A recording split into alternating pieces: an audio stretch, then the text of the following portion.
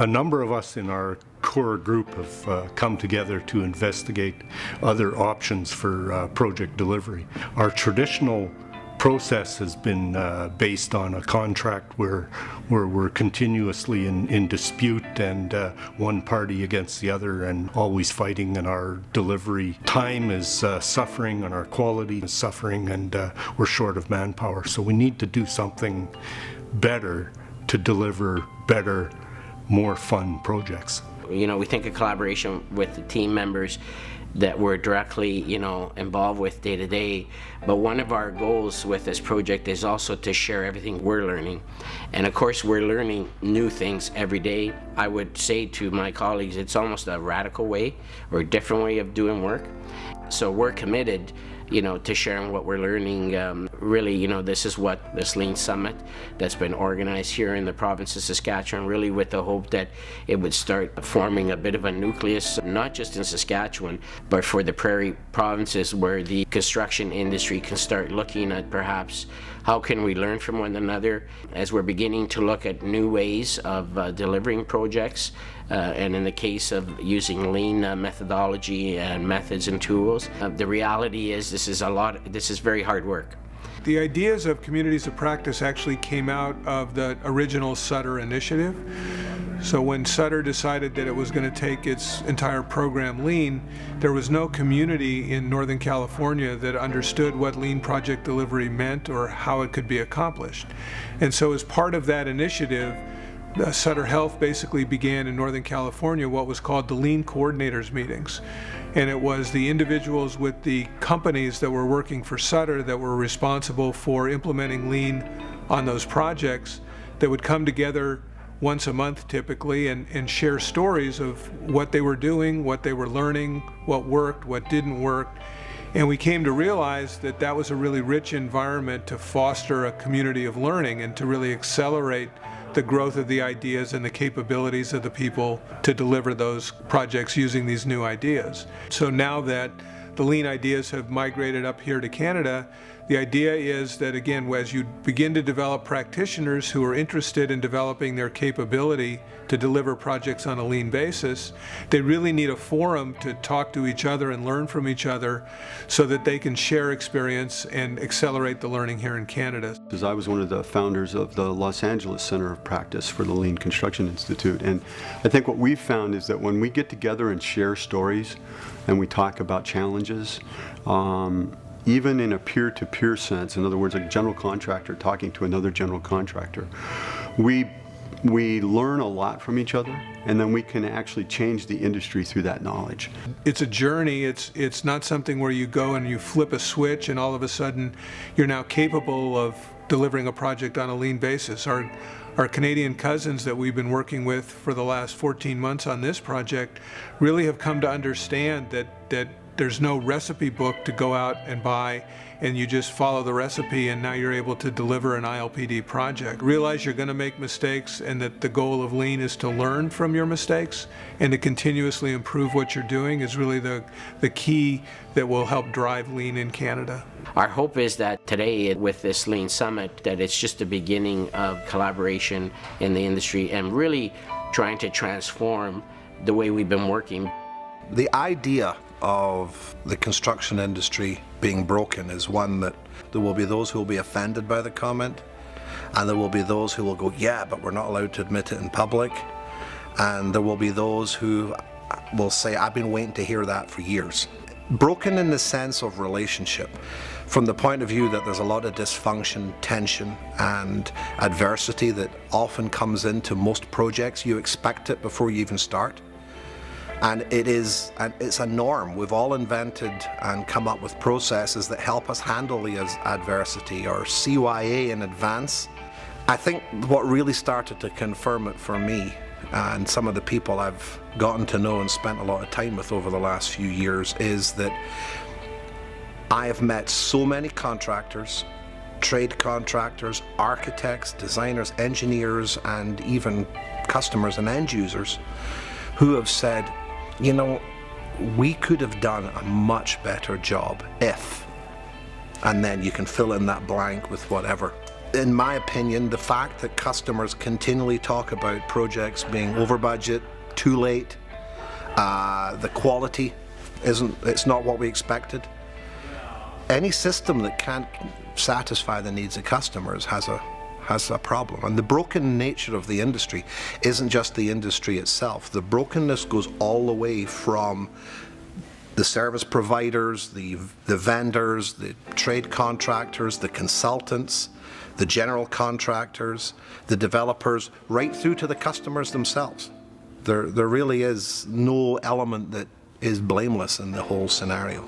I used to get together with people on a regular basis, and off the record, we would have this conversation all the time. We finally said one day, you know what? We've got to stop having this as a therapy session in private, and we need to find a way to make this dialogue an acceptable public matter that we can have as an industry and start looking for the solutions instead of worrying about the issues and watching this deja vu Groundhog Day experience of the same thing going wrong every time. You almost know when it's going to happen. My first 25 years in the construction industry were really as a construction lawyer, and I had had the experience of seeing how bad projects turn out and the disagreements, the litigation, the money that gets spent at the end of the job because the project teams hadn't been successful in delivering the project. And so as we became exposed to lean project delivery, it really opened an opportunity to pursue work in a different way that enabled people to actually produce good projects rather than fight about bad projects. I think a lot of it is risk. You know, we as groups tend to try and push risk to other people. I, as a general contractor, I don't want any exposure at all to risk, right? So I try and push it to somebody else. And if I'm the owner, I don't want any risk, so I try and push it to somebody else. It kind of sets up this process, well, I'm going to take care of me, and whatever happens to you is your problem. Now, owners always want to get rid of risk, right? But whenever you say, well, you know, I don't want to take that risk, I want the other person to take the risk. What happens when the other person agrees to take the risk? They charge you for it, don't they? They put the cost of that risk, the burden of that risk, into the money that they're going to charge you to do the work. And typically, that's not transparent either. So you create this lack of transparency, which also then starts to fester in terms of a lack of trust. Ultimately, everybody's kind of pointing the fingers at one another when something goes wrong. Nobody's looking at this as if I fail, we all fail. What you experience on a traditional job is there really isn't a collective effort at risk mitigation. What there is a collective effort to shift risk to somebody else. When I started this process in California, escalation for construction projects, healthcare construction projects, was increasing at about, well, over a 3-year period, the costs escalated 60% in 3 years. And that's just unmanageable. The project delivery process and the industry as a whole had become increasingly dysfunctional. They had developed deep silos over a number of years where individuals for different companies worked separately from one another and often didn't communicate well amongst themselves, and so that there were huge gaps in the understanding of the project team over why something was going to be built, what needed to be built, and how it would actually be put together. So the opportunity that's presented by lean and integrated project delivery is really to enable folks to work together differently throughout the project, from the initial conception of the project through its turnover to the owner, in a way that allows them to make sure that there are no gaps in their common understanding and no significant overlaps in the work that they're doing in order to deliver the project. It keeps people from taking that real adversarial relationship where I'm going to protect my territory even if it's at your expense. We take the approach that we're going to protect the project, all of us, because we're all invested in the outcome. So what we find in lean project delivery, when you're integrating the project team and making them play a game that's all for one, one for all, now everybody has a new financial incentive to actually make sure that risk is being identified, that strategies are being developed to mitigate that risk, to address it, and that if circumstances arise where the risk can't be mitigated, that the team circles around to try to address the risk in the most cost-effective and efficient way possible. Because again, now everybody has a consolidated objective of trying to make sure that risk is mitigated and reduced rather than simply shifted off to some other party. One of the things I heard somebody say many, many years ago, he says, you know, here's the problem. What our customers need is really simple. They need a project on time, on budget, to the right quality. That's all they need. It's not that hard. He says the trouble is when we're selling to them, when we're trying to win their business, we're like, oh, absolutely, yeah, for sure. But as soon as it comes down to the wire, our industry is actually, in most cases, only capable of delivering 2 out of the 3. Because if you want the quality you're telling me you want, it's going to cost you more and it might take longer. If you want it quickly, we're going to have to pay a premium to accelerate the project. If you want to save money, well, we're going to have to cut the quality. We call that value engineering because it sounds more gentle, but it's really devalue engineering. Because if you can't deliver the right value to your customer, they're not going to pay you for doing anything special. So they just rely on low bid. I know I'm going to be disappointed, so why should I spend any more money than I have to? When you think about value and the definition of value, again, defined by the customer, part of the problem is most of the time our communication isn't clear on any front. So we need to be much more clear about the requests we make and defining our conditions of satisfaction. I think there was a general dissatisfaction amongst owners, and if you're sensitive to the owners who write our checks, right? If you're sensitive to what they're trying to do, then you have to look at the process and say it's not working. Owners are ending up at the end of the project spending more money and taking longer time to do it than they ever expected. That doesn't work. And it's not sustainable. I don't think the business model is sustainable. I really don't. So at some point, something had to give. The reality is the customer is often part of the problem. Because in the simplest sense, if they drive, oh, we have to go to low bid, it's the low price only, and then hide behind that procurement, and the main reason they do it is because nobody ever got fired for picking the low bidder. If they turn out to be the wrong partner for the project, well, I was just trying to do the right thing. I was trying to save the taxpayer money. I was trying to save the shareholders money.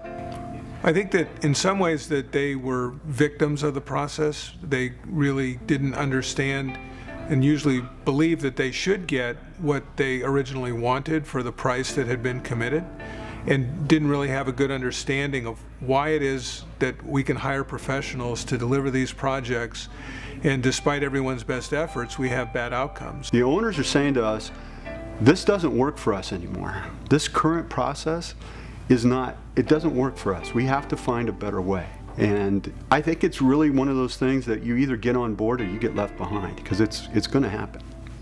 Einstein said it really well. Insanity is doing the same thing over and over again, expecting different results. And that's what we've been doing in both of these industries for a very long time. If you want to change it, look at the foundation upon which it's built. Think about every project that you ever did that went really well. What were the common themes? And some of them might have been, you worked with people you trusted, you worked with people who were really good at what they did, you worked with an owner who was involved, supportive, active. If you take those 3 things and put them together, you usually can get a really good project, right? And again, I think that this is what we're really trying to do, is we're trying to set the stage so that all of those factors that make a project successful are brought to the front of the process so that we can work through them and deliver exactly what the owner wants, exactly how they want it, for the price they need it delivered for. And I think, if you look back and you say, wow, I've done some projects in my life, they might have been design bid build, or design build, but they all have, the successful ones all have these common elements. It's trust, it's an owner that's willing to be involved, it's a really smart team, people that you like to work with. You put all of those together and man, it's really hard to make the project go poorly, right? The biggest difference between traditional Canadian project delivery and the lean process is that the lean process engages contractors and designers and the owner equally on a common contract. We're very focused on the integrated form of agreement that was set up, the legal document, so to speak, that sets up the delivery method. The contract, I think, facilitates the kind of interaction that you need to really make things happen. So I think that's the difference here, is that some of the other projects that are being delivered lean or in an IPD format don't have that same contract structure. The major players in this process who are going to deliver the project, including the general contractors and some of the major trade partners, all have said, you know what, we're going to take some of our profit and we're going to put it at risk. And we're going to put it in a pool, and we're not going to touch that until we know that we can build the project on time and on budget. And if that happens, then we'll be able to have access to our profit, basically. And so, and in addition to that, if we do really well, we also have the opportunity to grow our profit beyond our original margins. So I think that's the big difference, is that we, because of the way we share risk, we put our profit at risk. The owner looks at us and says, well, okay, if you're willing to put your profit at risk, I'm more inclined to trust you and make sure that, and that way make sure that I get the project that I really wanted to start with. So lean is the process. BIM is the technology. We didn't have the technological capability to collaborate virtually to the degree just in basic AutoCAD. You had architectural drawings, structural engineers drawings, mechanical, electrical, plumbing. You had sprinkler layouts, you had interiors, you had separate drawings that were generated by separate people and printed out on separate printers. And there was this imagination out there that they will magically line up. If you had a light that you could shine up through these drawings that was bright enough, it was magically going to align. It never did. There are trade contractors that relied on them not lining up because that generated a whole pile of change orders. You can either pay your consultants to solve the problems in advance, or you'll be paying your trade contractors to solve them on site. I guarantee you, however expensive you may think architects are, they're not nearly as expensive as trade crews whose productivity and hours are being spent solving problems that could have been dealt with up front. So you've got lean, the process, BIM, the technology, and IPD, the team structure. Any one of these is great in their own right, but you put them together in one blended strategy and you leverage. BIM makes it much more effective to be lean. IPD allows collaboration to leverage lean principles much better than a bunch of silos can. And we really I look at them as the three legs of the stool. There's a number of practitioners in the US who have been doing this. The guinea pigs have already stepped up to the plate and taken the first few hits in the learning process and have proved what does and does not work, have published the results, have begun to develop the best ways to do this. No, it's not a dream, because it's now been practiced and the results have been published.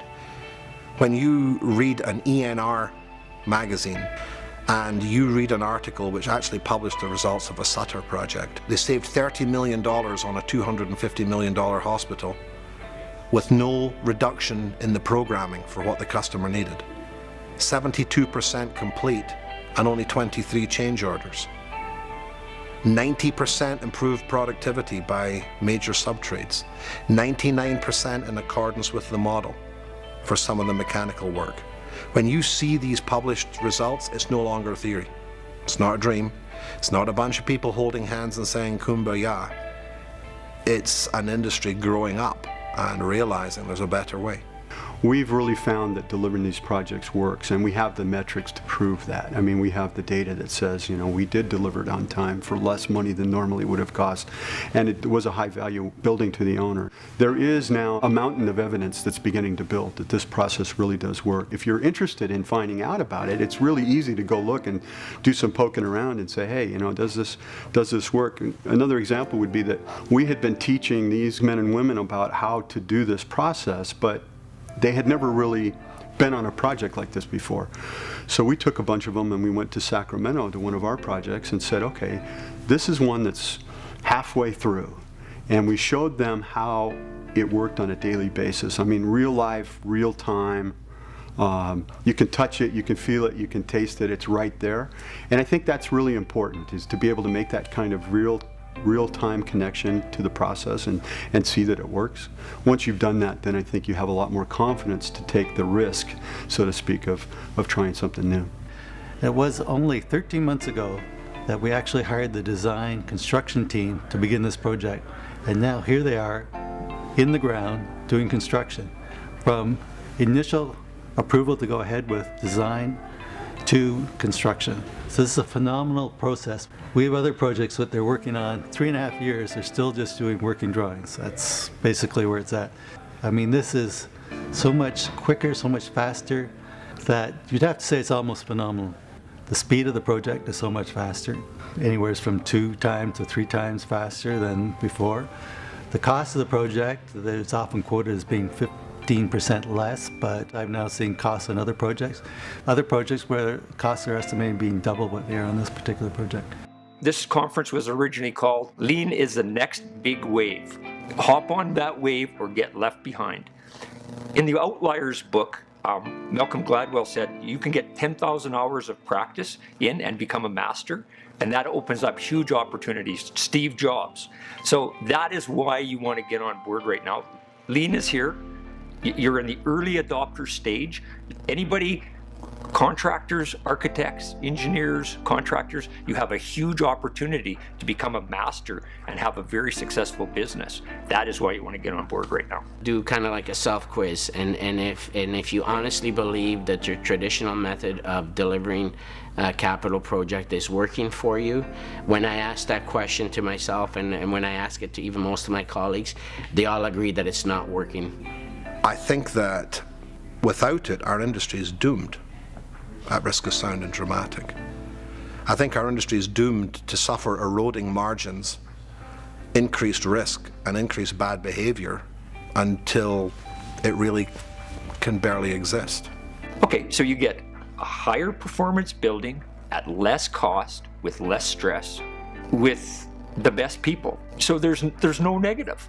If you don't get involved, you really run the risk of getting left behind. If you don't get involved and learn these technologies and techniques, you're going to find that you're going to be looking at a smaller and smaller market share. Because if owners are telling us, look, you have to find a better way to support our needs and our wants, and if we don't react to that, they're going to do something else. I mean, I'm not even really sure what that is, but they're going to find a different way. And I think it's up to us as the experts in the industry to say, look, we think we have a better way to do it. What do you think? Let's try it. Let's give it a go. I would say to anybody really like vested deeply into the current paradigm, that they're vested in something that ultimately is a dinosaur. If building owners or people that are doing projects don't get on board with lean project delivery, they're missing the opportunity to have higher performance at less cost and less risk, and actually having more fun. See this gray hair here? That all came from doing traditional project delivery, not IPD. So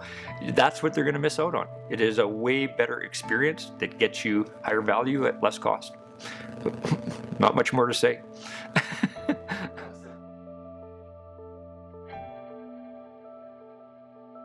Here in Saskatchewan, I think the ministry was looking at it saying, we're not getting the buildings that we wanted. If we get them on budget, then we don't get all of the building that we originally planned. We're making sacrifices. So there's got to be a better way to deliver the project. And I think when they looked at integrated project delivery and looked at some of the different projects that have been done around the world, they said, geez, maybe this really makes sense. We got to give this a shot. Maybe there's a better way to deliver the project so that we can have high value, that we can deliver the project on the time, and that we can get exactly the building that we need without sacrificing one to benefit the other two. We're building a new hospital facility to replace an aging, the current hospital in our community in the city of Moose Jaw. It's a regional hospital that doesn't just serve this city, it serves the surrounding rural municipalities. And so really this is what this is all about. It's ultimately providing the best healthcare experience to our patients and the communities that we serve. One of the things we really wanted to do was look at new construction processes, and IPD was the obvious solution. There was a lot, if I can call it, research, and then when we were convinced that there is a better way, we then began to gather that information, share it with leaders and decision makers, convincing them that give us an opportunity to try this new method, and because we believe it will ultimately provide the best value to the patients that we serve. One of the big things that you see in other projects is cost goes up as the project continues. That comes from both the users, but it also comes from the contractors and the designers, because they're all tied into the more a project costs, the more money they all make. So there's sort of a built-in, let's just all, this thing goes higher and higher, we make more and more money. This project is the first project I've seen where the designers and the contractors actually make more money as the costs go down. 100% the opposite from most projects. A building's less than 5% of your cost of running an organization out of that facility over its life cycle. In healthcare, it's probably less than 1%. So where should you be spending your money? Where should you be investing? That's what an enlightened customer knows and understands, and that's what Five Hills is doing.